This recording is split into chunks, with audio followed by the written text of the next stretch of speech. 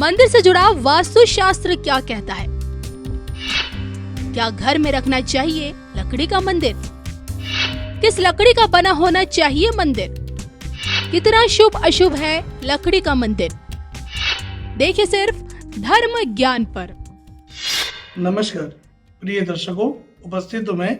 आप देख रहे हैं धर्म ज्ञान और मैं हूं आपके साथ विशाल शुक्ला। प्रिय दर्शकों, वास्तुशास्त्र में मंदिर का बहुत बड़ा महत्व है। हम सभी के घर में भगवान के लिए एक निश्चित स्थान तय किया जाता है। जिस निश्चित स्थान पर भगवान की स्थापना होती है उनको बिठाया जाता है। हम लोग अपने घरों में चित्र के माध्यम से, फोटो के माध्यम से, मूर्ति के माध्यम से भगवान की पूजा अर्चना प्रारंभ करते हैं। प्रिय दर्शकों, मंदिर घर में रहना कोई सामान्य प्रक्रिया या सामान्य चीज नहीं होती। मंदिर का स्थान किसी भी दिशा में नहीं रखा जा सकता। मंदिर के लिए कुछ सुनिश्चित स्थान बनाए गए। वास्तुशास्त्र के हिसाब से देखें तो मंदिर दो ही दिशा में उत्तम माना गया है। पहला, आपके उत्तर और पूर्व की दिशा, जिसको बोलते हैं ईशान कोण। ईशान कोण में जब मंदिर होता है तो चूंकि ईशान कोण देव गुरु बृहस्पति का स्थान है, जन्म कुंडली में ईशान कोण की दिशा को देव गुरु बृहस्पति की दिशा माना जाता है। और गुरु चूंकि धर्म के कारक हैं, गुरु चूंकि देवताओं के गुरु हैं, इसलिए उस स्थान को सबसे उपयुक्त स्थान माना गया मंदिर को स्थापित करने के। दूसरा,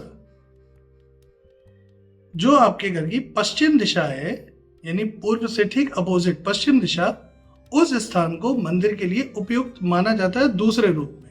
प्रथम स्थान प्राप्त है गुरु के ईशान कोण को, यानी कि उत्तर और पूर्व के हिस्से को, और द्वितीय स्थान प्राप्त होता है पश्चिम दिशा को। क्यों?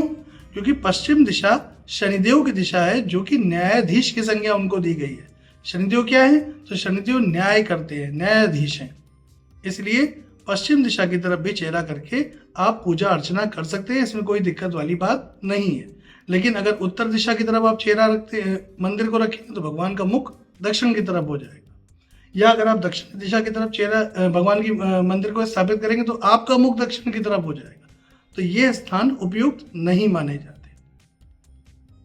तो जब भी अपने घर में मंदिर को स्थापित करें तो दो चीजों का ध्यान रखें। एक, भगवान के मंदिर की स्थापना उत्तर पूर्व में, यानी कि ईशान कोण में करें। अगर आपके पास उतनी व्यवस्था नहीं है, उतनी जगह की व्यवस्था नहीं है, या आपने कोई ऐसा मकान खरीदा है जिसमें आप ईशान कोण में उसको मंदिर को स्थापित नहीं कर सकते, तो आप फिर पश्चिम दिशा का चयन कर रहे हैं।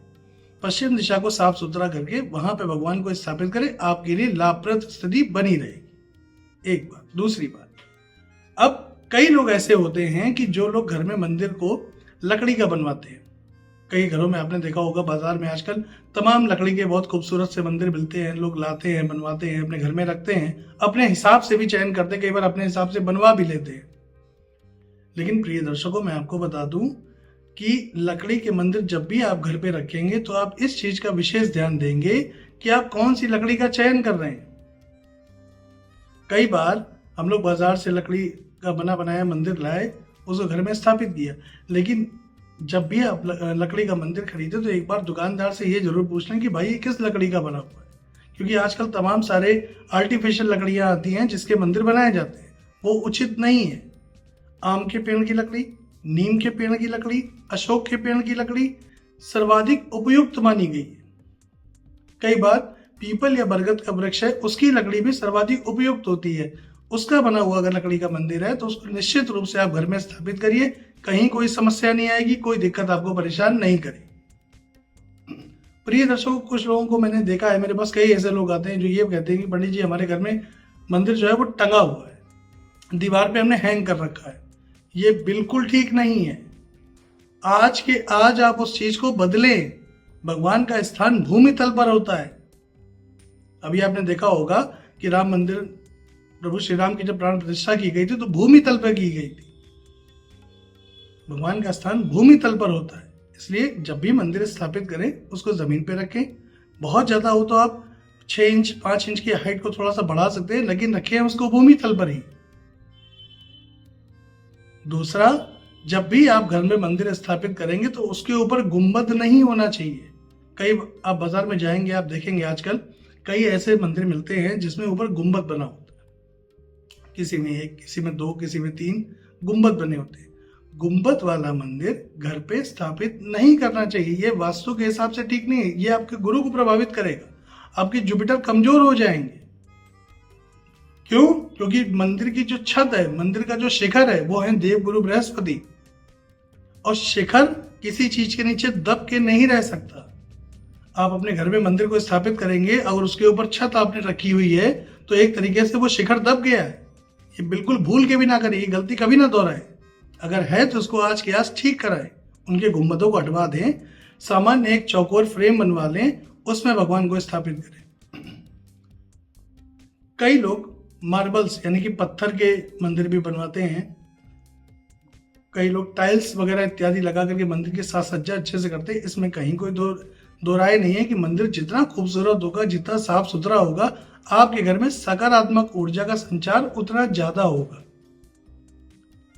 लेकिन उसमें भी इस चीज का आपको विशेष ध्यान देना है कि आपको घर में कोई भी मंदिर स्थापित करना है, उसके ऊपर गुंबद नहीं होना चाहिए।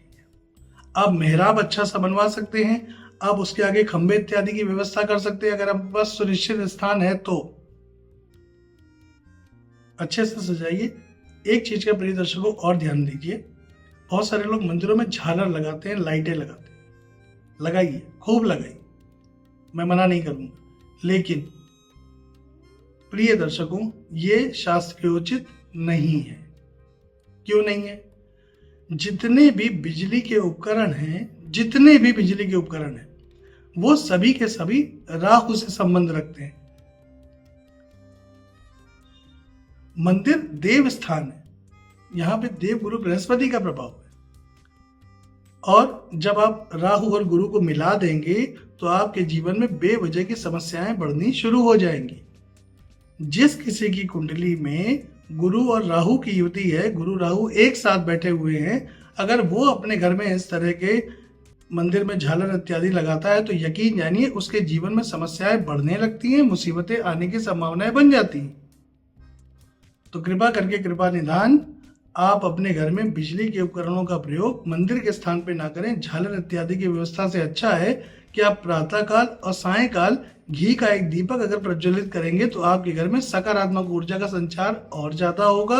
आपके जीवन से नकारात्मक ऊर्जा धीमे धीमे करके समाप्त हो जाएगी। तो मंदिर की कुछ सावधानियां, कुछ चीजें हमने आपको बताई, संक्षेप में बताई। प्रिय दर्शकों, अगर आपके घर में ऐसा कुछ है तो हमारे बताए हुए नियमानुसार उसको बदलने का प्रयास करें। कोशिश करें कि जिस तरह से हम लोगों ने बताया है उसी तरह से आप उसको आगे चलकर परिवर्तित करें। इससे आपके जीवन में चली आ रही बाधाएं, बेवजह की समस्याएं, दिक्कतें, परेशानियां धीमे धीमे करके समाप्त होती हुई चली जाएंगी और आपके जीवन में सकारात्मक ऊर्जा का संचार शुरू हो जाएगा। आज के लिए बस इतना ही। पुनः आपसे मुलाकात होगी, तब तक के लिए नमस्कार।